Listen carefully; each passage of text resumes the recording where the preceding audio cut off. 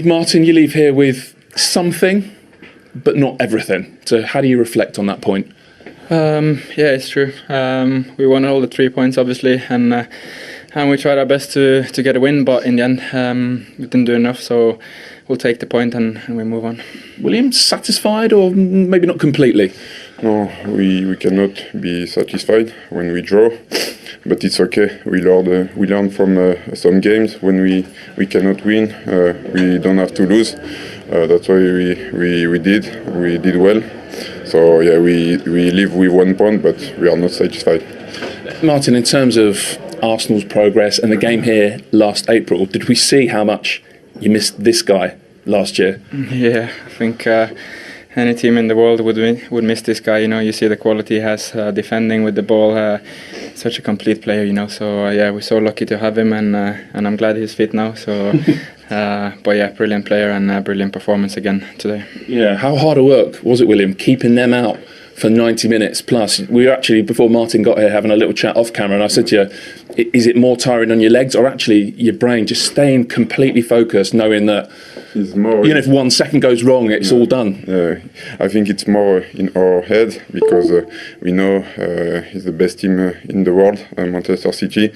So we have to be focused all the game, and we did well. We didn't concede, but we didn't score as well. But yeah, we are happy, and that's it. Just tell us about that partnership with Gabriel. It's obviously one of the best in the league, but particularly today, defending Haaland. Is the plan one of you goes super tight in with him, and then the other guy has to cover around and help his teammate? Yeah, I'm good because Gabriel is good. He helped me a lot. Not only him, is all the team. When we lose the ball, everyone running back. So I think we all defend well, and that's good. That's a good point, and we have to keep going like this. Martin, City have scored in their last 57 home games. So defensively, brilliant effort. What about going forward today? Yeah, we had to defend a lot, a bit more deep than we planned to, but I felt like we were dangerous in certain moments when we had the counters. Could have nicked it. Yeah, when we managed to keep the ball a little bit, but you know, it's hard when you've defended for a while and then you get a ball and your legs are heavy. And but in the moments where we managed to take the ball and make a few passes and really take those counters, I felt like we were dangerous. So yeah, I felt like we could have won it in the end there. So. But yeah, it was a tight game and a tough one. And lastly, where does this leave us? Advantage Liverpool, all to play for? How do you see it? It's a long way to go, you know. So much can happen, you know, before the end of the season, and we have to take it day by day and game by game, and that's the only way to do it. So yeah, we'll keep working hard, keep pushing, and we'll see. Okay, well, player of the match is a very tired William Saliba. Tough game because we played against the top side, very well organised side.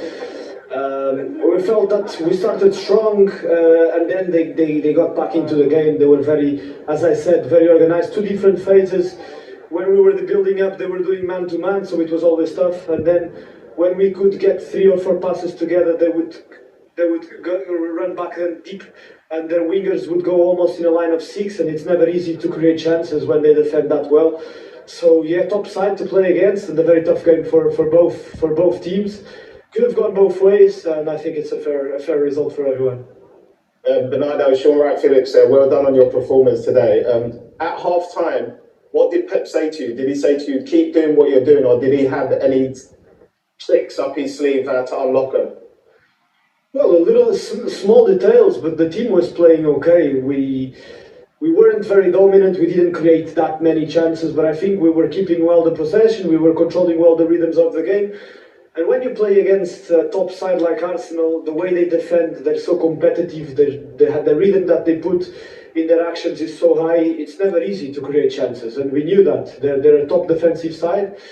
And we were trying to get into the pockets to create little spaces to then give chances to our strikers. I didn't think that we were very, very effective today. But still not a bad game. Of course, we're not happy because we played at home and we wanted to win. But we have to take the point. And now... still a lot of games to happen, and of course we're not favourites anymore, but we're still in this title race, and we're gonna try and do our job to win again this title, knowing that it's very difficult and tough because we play against top sides. Bernardo, Gael Clichy here. Congratulations for your game, man. Quick question for you. We've seen during the game that you were often on the left, on the right, in the middle. We felt that you guys lack a bit of creativity, in the final third. And you are the kind of player that can bring that. But we saw you, the more the game was going, we saw you more trying to link between defense and midfield, to bring the ball up. Is it something that Pep asked you, or you felt that the team needed more control to advance within the field? Well, I agree with you first, because we didn't create that many chances. So yeah, definitely we need to improve on that, because our strikers deserve to have more balls to score goals. And then yeah, in the beginning of the game, the strategy was to be on the right pocket, and then when Nathan Ake was injured and Rico played, I went on the right wing because Rico plays very well in between the lines. And then when Kovacic came off, I went to the left to play a little bit more as a help to Rodri and in the midfield. So different roles, but definitely the creative part of getting better at giving balls to our strikers and creating more chances and finding better the spaces. We should have done better today, I think.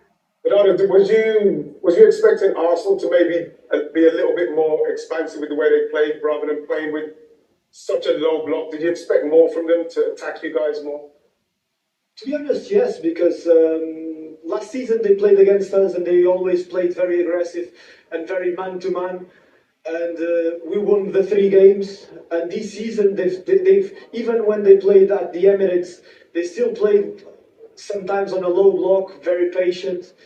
And they got their results playing like that, so we were expecting them to play this way, to be honest, yeah. It's going to do the match that was at the Emirates in that defeat to Arsenal earlier this season. So this is how we stand after a real feast of goals on Easter Saturday. Aston Villa beating Wolves by 2-0. Bournemouth coming through 2-1 against Everton. Dominic Solanke on the score sheet there. No winning 12 now for the Toffees. Somehow it finished 1-1 between Brentford and Manchester United last evening. Chelsea couldn't see off Burnley. 2 goals from Cole Palmer, but Burnley's 10 men fought back to get a well-earned point there. And Newcastle came from 3-1 down to beat West Ham 4-3. Harvey Barnes with a couple from the bench there. 1 apiece between relegation threatened Nottingham Forest and Crystal Palace. Sheffield United let a lead slip against Fulham very late. Spectacular equaliser from Rodrigo Muniz late on, and a spectacular winner from Heung-min Son for Spurs against the Luton side. Again, haven't won in 9 now. And earlier on Super Sunday, Liverpool coming from behind. Danny Welbeck with a very early goal there. 2-1 it finished at Anfield. Luis Diaz and Mo Salah with the winning goal. So this is where it leaves us now with 9 games to go. Liverpool with a 2-point advantage. They face Sheffield United next before they head to Old Trafford. Arsenal in second place. Again, will that goal difference count for something at the end of the season? They have a 6 advantage over Liverpool right now, 11 advantage over Manchester City. City in third, a point behind Arsenal and 3 points off the top. Then it's Villa, Spurs, Manchester United and a whole host of teams competing for European places. Goalless at half-time. Manchester City, as you can see, with 72% possession with only 4 touches in Arsenal's penalty area and a shot on target each. It's been tight, as we showed you. The one real opportunity fell before he went off to Nathan Ake. Was that a little bit of a let-off for Arsenal? A massive let-off for Arsenal. From talking about a yard out, you don't have to do too much with this. I think it ends up coming off of his shoulder. He really whips his head onto it, kind of like you lose the timing of it. You can see here, look, really whips his head. It comes off like the shoulder, whereas all you want to do with that is just watch it onto your forehead because you're so close to the goal. You watch it onto your forehead, you can just guide it over to the goalkeeper's left. You can see it's a massive chance. It's a massive chance. And the kind of chance I think Arsenal have got away with one there because I think it's been very comfortable. Yes, the possession and everything looks like City are dominating, but they've not really hurt Arsenal apart from that chance there. You talked about what Arsenal might do to City in terms of a game plan before the game. What have you made? You've noticed something about the way City have altered things slightly to stop Arsenal playing? The press. I think we're used to seeing City years and years ago, and then earlier on in the season, they're really aggressive in the press, set little traps.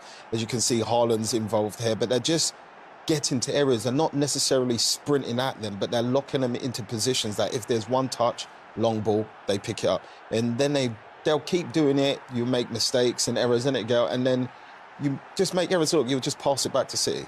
And they kept doing that over and over again and making it hard for Arsenal. Yeah, it's correct. And you can see Alan this time really going at it. You know, the last few games, I know he's been injured, but you can see that when one player is not going, your main striker, the team is struggling. And you can see here in this first half, City are showing a little bit more appetite and desire to win the game. It's not enough yet, like Jan said, but I think you need to see better from both teams second half to show us that they really want to win the game. It looks like a draw at the moment is happy for everybody. I think they're showing a real good composure at the moment at Arsenal. Going to City, at City's place, and City having the dominating the ball, in so to speak. But there have been a couple of occasions where Arsenal have just shown them how they can break on them and how they have to be very careful. This is why Martinelli is such a big miss, because I think if he was playing, when you look how deep Jesus and Saka are, with Martinelli, who really can stretch a team, that would probably cause City more problems. So it's going to be interesting to see how fit he is, how much time he can get, because with someone like that, with that kind of pace, you're really going to cause City more problems than we can at the minute. Yeah, right. He's mentioned that, Gail, the two wide players there, Saka and Jesus. Can you believe how deep they have been at times? I mean, and we know City, you know, they will have the possession, you know, you will hurt them on transition or the second ball, and this is what you cannot do when you are so deep. You know, you can't really, even if you collect the ball, you have like more than 60, 70 meters to go again. I will say, that's why we said we've shown that with the fullbacks or the wing back that City are using at the moment, being two centre backs, you can give yourself a chance to be a little bit higher as a winger and ask your fullback a little bit more energy to go and close them down. I know it's hard, but you have to take risk. Without risk, you're not going anywhere. Because what he's saying there, because if you can take a risk, because if the ball goes into those two guys, they're not the guys that are going to hurt you like how Bernardo Silva will hurt you or De Bruyne will hurt you on those sides. So you will have time to get across, like Gail's saying, to stop them, because they're just there to take up the space to make you worry about them, whereas they can't really hurt you properly with the ball. And from an attacking point of view, for like Jesus and Saka, in your head you have to play a little bit of cat and mouse. You can't just, my fullback's there, I'm going to follow him. Otherwise he's going to keep pinning you back. You have to at some point say, all right, let me just say 10 yards forward. Let me see what he does. And if he doesn't go, then you know, okay, we've taken away kind of like an overload a little bit. And then you just edge a little bit further. He has to play cat and mouse. He can't let the City defenders have it their own way. OK, so no breakthrough. I just wonder now, when you look at that table, Gail, how do you see it? 9 to play with those three where they are at the moment? Well, it's going to be very interesting. A bit disappointed with tonight, the performance of both teams, I would say, even if I think Arsenal came for the draw. But like we said before, you know, we don't talk much about Liverpool, but that's a perfect result for them. Without playing too well, they managed to get the point. And I think, finishing the day on top, I think is a beautiful result. And there's still a long way to go, but City and Arsenal will have to kind of upper their game, because obviously they need to catch up now. It's very rarely I can ask you this type of question, but was there a lack of quality with the end product from City? That's sometimes what it can come down to when you look at it. You look where he is, he makes some nice space for himself, and then he's right there. The ball's coming straight to his head.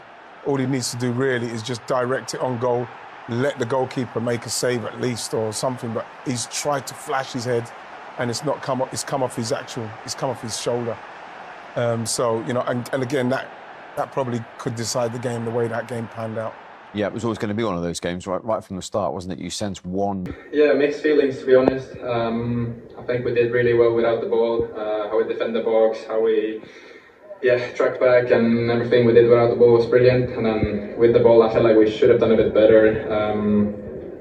It's also tough when you defend a lot and then you get a ball and you're tired. But yeah, I felt like we should have been a bit more calm with the ball, and we could have taken our chances a bit better there. So mixed feelings, but yeah, point in a good battle. So we'll take it. That's what I was going to say, Mike. What's the atmosphere like in the dressing room? Is it one of disappointment because we didn't maybe attack them as much as we'd like to, but we know that we've been bitten before? People say we can't manage the game, or is everybody happy with that point? Yeah, no, I think we're a bit disappointed, to be honest. We wanted to win, and we feel like we could have done better in certain areas, as I said. So yeah, it's mixed feelings. You know, it's a tough place to come. If you look at the game here last season and everything that happened here the last few times we come here, it's a good point. But yeah, we could have done better. So yeah, that's it. And if I tell you you're the first team in 76 Premier League games to stop City scoring, that puts into context that the positivity from that, like you say, the defensive point of view today. Yeah, that's brilliant. As I said, how we defended the box, our centre backs, and all the way from them up front to Kai and me, it was brilliant. The work we put down was so tough, but it was worth it. So that was brilliant, and I felt like we had the chance there in the second half, especially. We had the momentum, but in the end, wasn't enough. Yeah, a couple of half chances. They're fine margins in a game of this enormity, aren't they? Yeah, it's small details, you know, in the game, and two very strong sides, two tactically good teams, and quality players all around. So yeah, it was a tough battle, but yeah, mixed feelings. Having said that, you've played the treble winners twice this season. You haven't lost. You haven't let them score in either game. Is that a sign of the progress, even perhaps from 12 months ago? Yeah, I think so. You have to look at what happened last season here and where we are now, and I feel like we've taken a lot of good steps in the right direction, and small details that maybe could have helped us to win the game, but yeah, in the end we'll take it. Captain, last one for me again, Clichy. Congratulations. I have one question. You know, we're here all together and we're discussing the game, you know, and we are kind of not sad or disappointed with the way you played, but is it because you guys are performing so well since the beginning of the season that you are showing us that you can do better? Because this is the feeling we have, that with the quality you have around the team, maybe you could have been a little bit more adventurous, you know? Yeah, but that's the feeling we have also. We feel like we could have done a bit better with the ball and keep it, especially when you win it, and it's so important the first one or two passes, you know, to take that first pressure off and get the control of the game. But yeah, as I said, when you run so much and you defend, I felt like we defended deep a bit more than we planned, so you win the ball and you're tired, so it's really hard, but yeah, today we couldn't do it, but yeah, I agree, it's a step we can take in the future. 9 games to go, 3 points separating 3 teams, all still very much to play for. Yeah, definitely. It's so tight, you know, and many games to play and many points to play for, so it's a long way to go, and we'll keep working and we'll see. Appreciate you joining us. Thanks very much indeed, Martin. No, you guys, thank you. Ever to defend as deep as they did here. We said it early on in the game, Roy. Surely they can't do that successfully for the entire game. So actually, do they deserve praise for keeping City out? Yeah, of course. You know, everyone's got a plan before the game, but when you come to Man City, ultimately, you know you're going to defend. He said there the second half they didn't plan to be that deep, but they force you back. But it was just the moments then when they were in possession. I still think Arsenal probably wanted to do a little bit better. But when you're chasing the ball for long periods, you've got 28 possession in the game, you're going to have heavy legs. And they created 1 or 2 moments. I think they had only 2 shots on target. Obviously, Man City only had 1. So overall, Arsenal will be pleased. I think you have to look at City as the home team with their record the last few years. It's more disappointment for them. And you'd probably have to give the kind of credit to Arsenal. Let's put those stats that Roy's just referenced in some context for you. And he's spot on. Just 1 on target from City, 2 from Arsenal. There've only been 3 games this season with as few as 3 attempts on target in the match. And 2 of those have been when City have played Arsenal. Of course, Martinelli made the difference from the bench in the game at the Emirates. Wasn't able to do that today. Why do you think that is, Theo? On the face of it, 2 teams who are cancelling each other out, but there's obviously a lot more going on than that. Do you know what, when you watch the guys looking back at, like, you know, you've played a lot, and of course Roy as well, and you look back at games and they're frustrated with not getting a result, and then, you know, William Saliba there saying that they're playing against a world-class team. Yes, you are playing against a world-class team, and you managed to stop them from scoring, and you say those stats were scoring in 57 consecutive games as well. You've got to take your hats off to Arsenal. They got a result. That's a result. I mean, obviously, yes, they want to win, of course, but you come to Man City and you get a result and you frustrate them. But might there be a case, though, when they look back at this and they say the first choice goalkeeper was missing. This is a back four playing together for the first time. Nathan Ake was injured during that first half as well. But Arsenal, I would say as well, they didn't do enough to win the game. They didn't do enough, neither did City, and that's why it was very frustrating for the fans to watch us up here as well. We wanted a little bit more from the players, but there's always an element of, after the international break as well, with players tend to come back a bit sort of lethargic and haven't really prepared well enough, I don't think, maybe, and maybe that was the case today for both teams. City are used to these challenges. That's not new what we saw today with Man City. And when you're coming up against teams who kind of sit in, that's where you need that real quality. The easiest part of football actually sometimes defending. You're just sliding across and everyone's filling spaces. And that's where you need your precise moments, that quality. And when you have people like Foden, De Bruyne, Haaland, who are just off it, we're talking just a few percent, you get away with it. So, we give credit to Arsenal, but when you're watching City at the start of the game, you can tell that these top players who've been at it for years and years, and they just come off it with, listen, there's injuries, they've had setbacks, of course, and they're not quite at it. And we're watching, and the flow and the precision in their passing is just off. Then that is the difference at this level. Of course, Arsenal wanted to be more effective. They wanted to keep City out and then really hurt them on the break. And really, it was just a handful of moments for them on the counter-attack, Theo. And look at these two chances. Gabriel Jesus gets himself in a great area. What does he do wrong here to miss out on getting that chance? Well, this is where we look at Gabriel Jesus as an out-and-out forward, and I don't think he is, because I don't feel like he had the vision to see Akanji come behind him as well, and actually that he believed he was going to win the ball. I think that's hard and that's a goal. We all know this, you know, and I just feel like that's the side of it where he can quite frustrate you when I don't think visually you can see everything at times when he dribbles with it, takes too many touches maybe, and someone's in a better space. I mean, yeah, it's a tap-in for any sort of forward there, I believe. How hard is it to keep your concentration when you've been defending for a lot of the game and then these chances come? Can you keep your concentration and be ready for that chance, or is it because he was tired? I mean, you're playing the Premier League, I expect these guys to be fit. I really do. Yes, I understand, obviously, Martin Odegaard saying there when they haven't had the ball as much and their legs feel heavy. Yes, I understand that. But when there's a chance to score, fitness levels don't come to account because you just don't think. Changes late in the game as well. Trossard and Martinelli thrown into the fray, and you think, well, these are fresh minds, these are fresh bodies, fresh legs. So what happens here, Theo?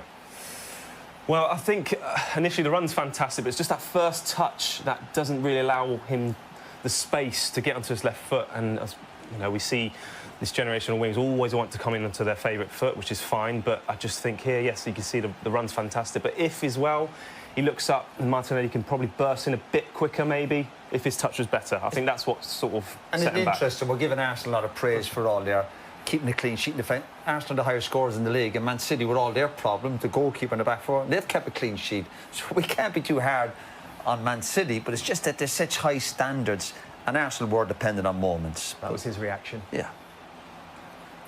Square it. That's what he's asking You don't for. get many chances in these games, you really don't. And it's easy when you're watching, as we all know. Yeah. Get back. Get back, yeah. Get Deep back block, and deep defend. Well, remember how tight it was when these two met at the Emirates earlier this season, so perhaps we shouldn't be too surprised with what we've seen so far. City have dominated possession, but Arsenal have actually had more shots. Who'll be more satisfied, do you think, Roy? Well, I'm not sure. It's obviously been frustrating for us watching the game, but I think both managers will want a bit more from their teams, obviously. I think there's nothing wrong with Arsenal what they're doing. They're sitting in there, forcing City wide, City speed things up a little bit, and you're expecting a bit more from Arsenal, but it's cagey. Bit of an anti-climax, but hopefully we'll liven up in the second half. City have got problems, particularly at the back, in terms of selection and injury problems. Nathan Ake's now gone off, but should he actually have scored before he was replaced, Mike? Yeah, he should. Corner comes in and he just hits his shoulder. A good little bit of movement there, and you'll see it on the next angle here when he comes in. He just can't get the right purchase out. He's going to go with his head, but it comes off his shoulder. To be honest, he should be scoring that. Gabriel Jesus has found himself in some good positions for Arsenal when they have managed to win the ball back and start advancing forward. Again, has he been a little bit guilty of being wasteful in those areas? Well, this is the thing I said before the game, how Gabriel Jesus is very unpredictable, and at times here he probably snatches at it pretty quickly. He's a sort of player that can frustrate but can also excite as well in the same moment, because he does things out of the unordinary. He takes far too many touches at times, and at times you feel like he's probably confusing himself. This is the one here where I feel like where you've got to capitalise on the error that Man City caused, and again, it's one of those when he gets the ball out wide here. Do you think it's Arsenal's plan to be so deep? I think it is, but they haven't got the pace of Martinelli to counter like they would normally do. And for me at the moment, Saka doesn't look quite himself as well. Maybe international duty. Well, obviously he went home. He didn't really feature, did he? So But yeah, Jesus can be quite frustrating at times, but I think we're going to expect change though. Even Man City as well, I'd like to see someone like Doku or Grealish come on, someone a bit, again, unpredictable that's going to actually open up these defences. Just feel very congested through the middle of the pitch. You think a Doku or a Martinelli could open the game up a little bit? So, yeah, but Pep certainly won't be panicking yet, but he's got good options off the bench. And yeah, what Arsenal are doing is obviously it's quite hard to break down, but they just need to speed it up. A bit more pace, yeah, would certainly help. But Pep certainly won't be panicking yet. I'm Derek Ray. I'm joined for commentary by former Arsenal fullback Lee Dixon. And without doubt, a match with the potential to bring genuine excitement. It's Luton Town taking on Chelsea. Hi Derek, thank you. Well, both managers will be reminding their players how important... Well, it could be on for him here. Is it going to be? Keeper getting the touch. And it's gone behind for the corner. Over it comes. Did his job defensively.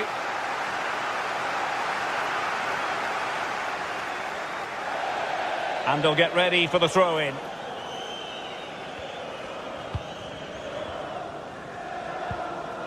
Pearson.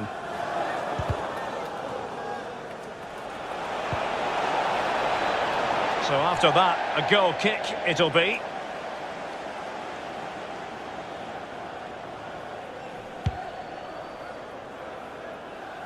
Well, pick your adjective where Hakim Ziyech is concerned. Explosive, I think, might be an approach. Can they take the lead here? And mistimed the run, sadly. That's offside.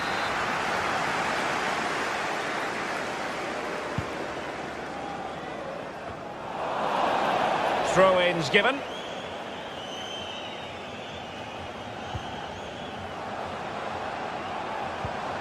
This looks promising. Well, it's the care and attention, all that works. And a blunder by the keeper. Werner. Promising attack, but his timing was off.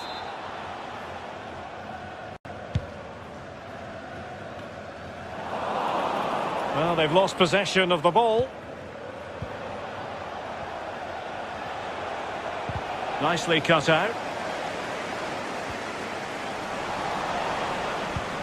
Oh, that's an interesting pass. Ziyech. In it goes. An early goal. No wonder they're celebrating.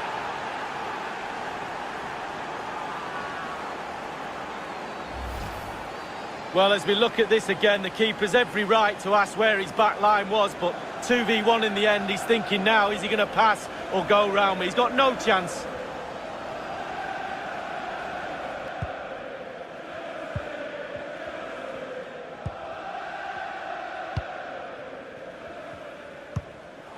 Well, real difficulty keeping the ball.